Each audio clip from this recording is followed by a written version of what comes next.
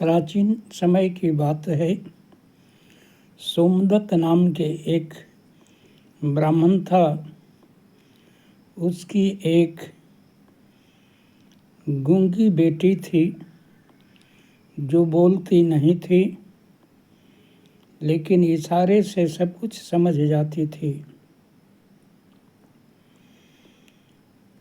केवल बेटी थी और स्वयं था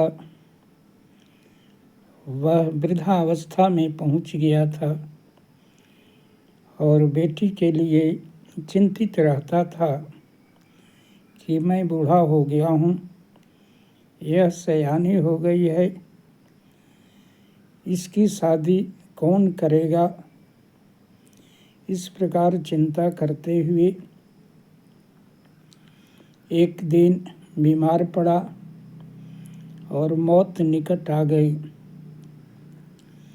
बेटी को बुला करके कहता है कि बेटी, अब मेरी सांसें बहुत थोड़ी बची है, इसलिए जब मैं न रहूं तो मेरा एक मित्र है, यहाँ से 5 कोस पर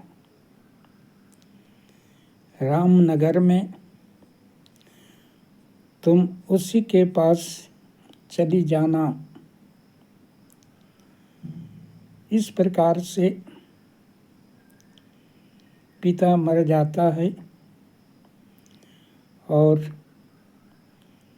वह पिता के क्रियाकर्म को निभा करके पिता के कहे अनुसार पिता के मित्र से देवदत्त से मिलने के लिए चली जाती है। लेकिन उसी गांव में उसको एक चाहने वाला लकड़हारा, जिसका नाम नंदू था, वह इस सारे को भी समझता था और दोनों में अंदर अंदर प्रेम भी था। लेकिन लकड़हारे होने के कारण वह उससे शादी करना नहीं चाहती थी कि यह मेरा खर्च कहाँ से पूरा पाएगा। लेकिन लकड़हारा उसको बहुत चाहता था। बहुत समझाया लेकिन वह नहीं मानती है और पिता के कहे अनुसार रामनगर में चली जाती है। वहाँ पहुँचने पर पता लगा करके जब पहुँचती है, पता पूछने पर घर मालूम हुआ, वहाँ जाती है तो उसका मित्र भी, पिता का मित्र देवदत्त भी अंतिम सांसें गिन रहा था। कहा, बेटी, तुम विलंब से पहुँची है, मैं अब जाने वाला हूँ, मेरे कमंडल से तुम जल पिला दो। और जल पीने के बाद वह मर जाता है। सोची कि अब मैं क्या करूं, रास्ते में आते आते थक गई हूँ। उसे भी प्यास लगी थी, उसी कमंडल से पानी पीती है तो वह बोलने लगती है। इस प्रकार से थोड़ी देर के बाद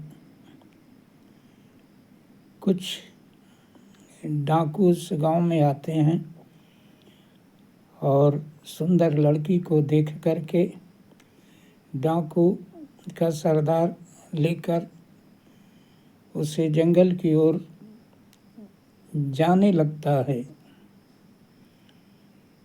वह सोचती है कि डाकू का अगर आँख फूट जाता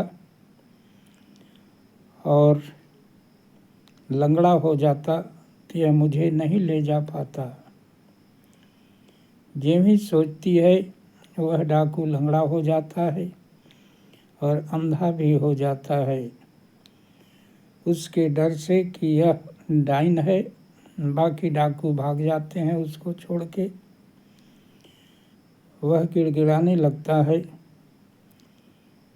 कि मुझे अंधा और लंगड़ा बना करके तुम छोड़ के मत जाओ। लेकिन कहती है कि तुम अंधे और लंगड़े को मैं कहाँ कहाँ लेकर फिरा करूँगी।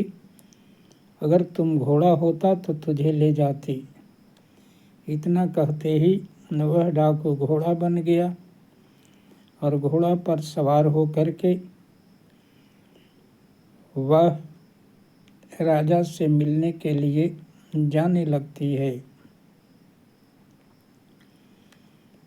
राजा को मालूम हुआ कि एक ऐसी लड़की है जो बोलती है हो जाता है। उसका मंत्री बोला कि इसको राज्य में रखा जाए, इससे हम लोग लाभ उठावेंगे।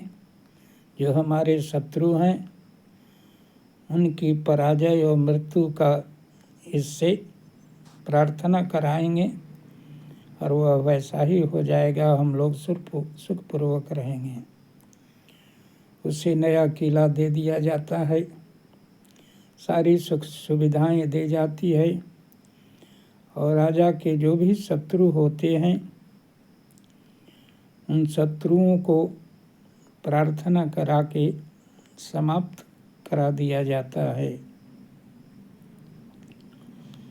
इस प्रकार से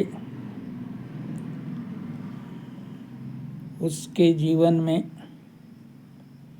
खुशी आ जाती है और योग्य लड़का को देख करके उस लड़की का विवाह करा दिया जाता है और पूरे राज्य दरबार का संरक्षण मिल जाता है और सुखपूर्वक उसी राज्य में वह भी निवास करने लगती है।